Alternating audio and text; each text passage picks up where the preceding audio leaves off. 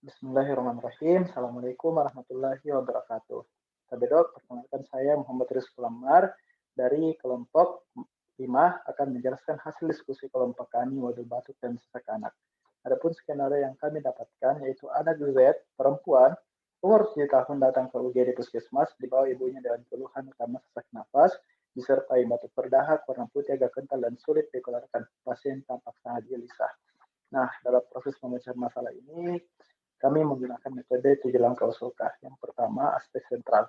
Nah, dari segi anatomi sendiri, yaitu sistem pernapasan, ini dimulai dari kafum nasi, faring, laring, trakea, bronchus dextra dan sinistra, kemudian menjadi bronchiolus, kemudian bronchiolus terminalis, bronchiolus respiratorius, ductus alveolaris, sacus alveolaris, dan yang terakhir alveoli. Nah, dari skenario tersebut, untuk aspek sentralnya yaitu pada bronkus. Nah, selanjutnya untuk fisiologinya yaitu di sini fisiologi sistem respirasi terbagi dua yaitu respirasi eksternal dan respirasi internal. Eksternal ini terjadi karena adanya perbedaan tekanan antara dunia luar atau lingkungan luar terhadap diri kita sendiri. Nah, di sini terjadi pertukaran gas antara atmosfer dan kantung udara atau alveolus. Kemudian untuk respirasi internal atau seluler, ini karena pertukaran O2 dan CO2 antara darah di kapiler sistemik dan sel jaringan. Nah, kemudian untuk histologi sendiri, di sini kita melihat bronkus, terdapat lapisan epitel respiratorium, terdapat kelenjar serum mukosa ini yang ada G, juga terdapat vena, dan juga terdapat cartilago hialin. Nah, untuk bronkusnya ini sendiri juga memiliki epitel respiratorium dan terdapat polos seperti ini yang ditanda panah. Nah, kemudian untuk bronchiolus terminalis, di sini juga terdapat otot polos dan terdapat juga epitel yang mengandung sel kuboid bersilia di sini dan banyak sel kolumnernya juga. Nah, untuk bronchiolus respiratorius seperti ini, untuk ductusnya itu ductus alveolaris itu yang membungkus alveoli yang ini ductusnya, kemudian untuk alveolusnya yang ini. Nah, jika diperbesar lagi ini alveolusnya dan di sini pada kapilernya di sini terdapat eritrosit dan leukosit. Nah, kemudian untuk informasi lain yang kami dapatkan itu sesuatu sini sejak 2 hari yang lalu ada batuk berdahak warna putih, riwayat batuk berulang sejak pernah 1 tahun yang lalu, pernah juga 3 bulan yang lalu. Dengan berat badannya tidak mengalami penurunan. Tidak ada yang minum obat, ada alergi, dan juga ada alergi pada orang tuanya. Ketika bunyi atau wheezing, dan lebih sering sesak ketika bermain kucing, bunga, atau berlarian. Nah, dari pemeriksaan fisik tersebut, nah dari keadaan umum kita melihat anaknya sehat tapi tanpa cemas, tidak ada diagnosis dan bicaranya juga lancar. Nah, dari tekstur lehernya ini tidak ada limfadenopati. Pemeriksaan fisik, torak itu ketika infeksi, penapasannya ceping hidung, ada retraksi interkostal dan suprakostal, dalam auskultasi ini tidak ada ronki dan ada wheezing. Untuk tanda-tanda vitalnya sendiri, ini tekanan darahnya 90 per 60, ini hampir dikatakan hipotensi.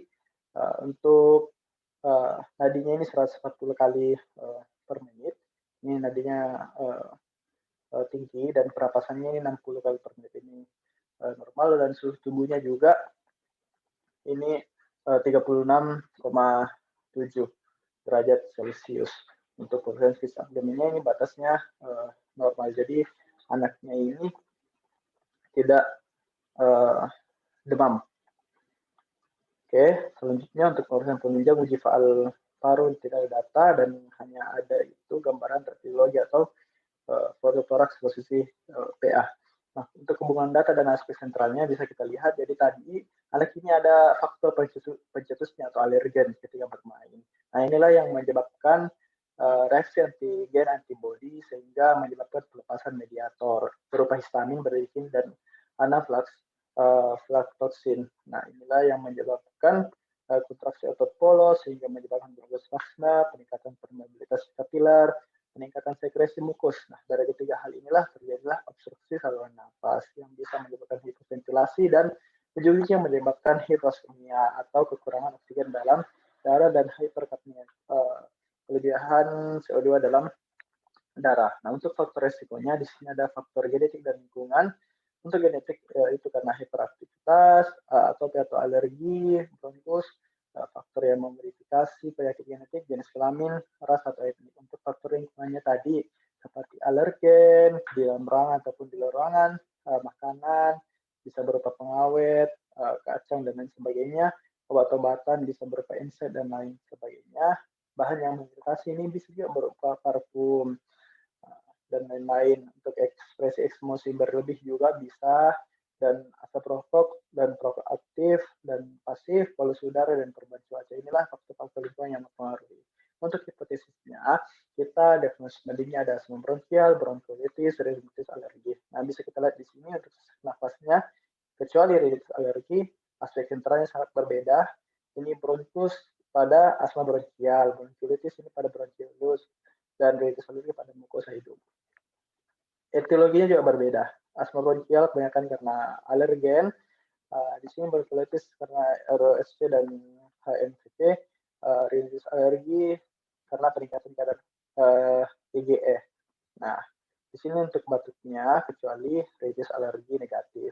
Suara wheezingnya juga kecuali rinitis alergi, produksi memberi juga berupa sputum, ini rhinorrhea, ini berupa rhinorrhea. Untuk batuk berdarahnya juga tidak, kecuali asma bronkial dan bronkiolitis juga tidak negatif, dan rinitis alergi juga tidak. Penurunan berat badan semuanya tidak, riwayat alergi juga semuanya iya, kecuali bronkiolitis. Jadi berdasarkan tabel ini, kelompok kami mendiagnosis sama, yaitu anak ini terkena asma bronkial atau penyakitnya tersebut. Nah, perusahaan penunjang di sini ada arus puncak ekspirasi atau APE. Jadi arus puncak ekspirasi ini atau peak expiratory meter adalah ekspirasi paksa atau kapasitas total paru yang diukur dengan alat ini. Jadi alat ini sangat sederhana sekali, kebanyakan tersedia di layanan primer atau puskesmas, dan ini untuk mendeteksi fungsi paru yang berhubungan dengan penyempitan saluran nafas. Nah, kemudian bisa menggunakan spirometri, ini digunakan untuk mengukur valve paru, menilai beratnya obstruksi, dan efek pengobatan. Nah, jika spirometrinya normal, ini bisa kita konfirmasi kembali dengan uji provokasi bronkus untuk menunjukkan adanya hiperaktivitas bronkus. Nah, untuk laboratoriumnya, di sini bisa mengecek darah rutin, apakah terdapat eosinofilia, jika iya berarti kemungkinan asma. Untuk sputumnya juga terdapat eosinofil, spiral Tusman, dan kristal Charlotte Leyden. Uji kulitnya juga terdapat antibodi IgA spesifik. Nah, jika tidak memungkinkan atau tidak didapatkan, kita bisa konfirmasi lagi menggunakan pemeriksaan kadar IgA total dan IgA spesifik dalam sputum untuk menunjukkan adanya antibodi tersebut. Dan terakhir itu analisis gas darah. Ini umumnya normal, tapi biasa terjadi pada asma yang berat. Untuk radiologinya, ini umumnya normal, tampak hiperinflasi paru, corakan sedikit kasar. Nah, seperti ini. Nah, untuk penanganannya sendiri, bisa kita lihat, khususnya pasien asma ini jika ringan sedang, kategorinya jika berat dan ancaman henti napas. Nah, jika ringan sedang ini, untuk terapi awalnya kita berikan oksigen, kemudian kita berikan agonis beta, kerja pendek atau short acting, dan melakukan nebulasi. Nah, jika memburuk, kita segera lakukan rujuk ke rumah sakit. Nah, ini berlaku untuk kategori berat dan ancaman henti nafas juga. Nah, kita lakukan sambil menunggu lakukan terapi nebulasi agonis beta 2 yang short acting-nya dan iprapusium bromida. Kita bisa juga menggunakan steroid sistemik. Nah, kemudian jika terapi awalnya ini membaik, kita lakukan penilaian gejalanya membaik dan seterusnya lebih dari 94% ini bisa dipulangkan dan lakukan follow up. Nah, untuk rawat jalannya kita siapkan obat pereda dan obat pengendali atau steroid oral juga bisa. Nah, jika di sini jika memburuk, pada terapi awal ini juga kembali kita rujuk ke rumah sakit. Nah, untuk edukasinya sendiri, kita bisa edukasi kapan pasien berobat atau mencari pertolongan. Kita harus mengenali gejala serangan asma secara dini, seperti tadi faktor-faktor alergennya, bermain kucing, eh, mencium bunga, dan lain sebagainya. Kita bisa mengenali dan menghindari faktor pencetusnya. Kemudian mengetahui cara waktu pengobatan dan kontrol teratur. Jadi asma ini harus kita kontrol secara teratur agar gejala ataupun asma ini tidak dapat timbul lagi di kemudian hari. Baiklah, tabir itu saja. Terima kasih banyak. Mohon bimbingan Tadok. Mohon maaf apabila kehilangan. Bila istilah hak, fasabituhir. Assalamualaikum warahmatullahi wabarakatuh.